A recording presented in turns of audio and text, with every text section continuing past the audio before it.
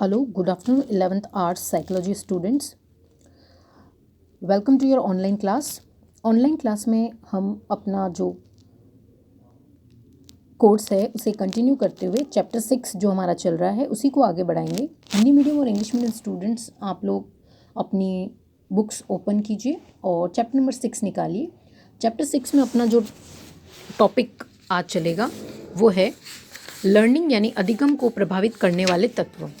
English medium students आप page number निकालिए 123. उसमें आपको ये टॉपिक दिख रहा होगा फैक्टर फैसिलिटेटिंग लर्निंग यानी कि अधिगम को प्रभावित करने वाले तत्व. हिंदी मीडियम को भी आई एम श्योर आपको ये टॉपिक मिल गया होगा.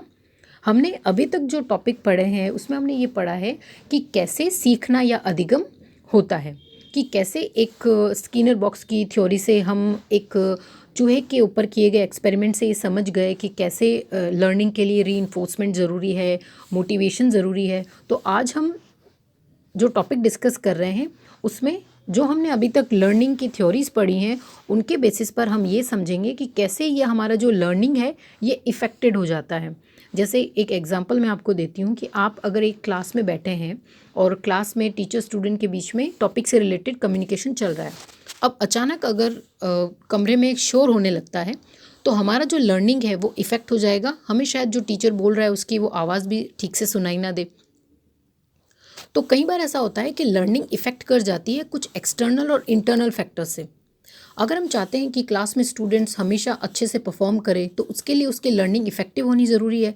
लेकिन कई बार कुछ बैरियर्स, कुछ बाधाएं लर्निंग को इफ़ेक्ट करने में मुश्किलें पैदा कर देती है. तो कैसे हम स्टूडेंट्स की परफॉर्मेंस को बेस्ट बना सकते हैं या कैसे किसी भी परफॉर्मेंस या किसी भी पर्टिकुलर एक्टिविटी को लर्न करने के लिए हम उसमें कुछ एसेंशियल एलिमेंट्स डाल सकते हैं.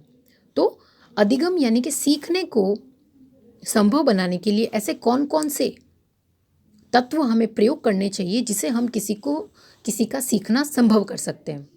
अंडरस्टैंड. तो आज हम पढ़ेंगे कि what are the factors affecting in learning.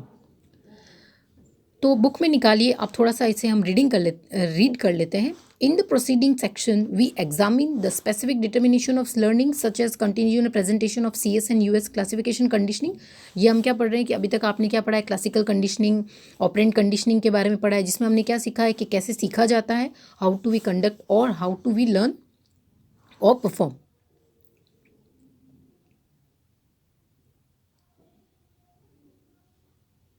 And delay of री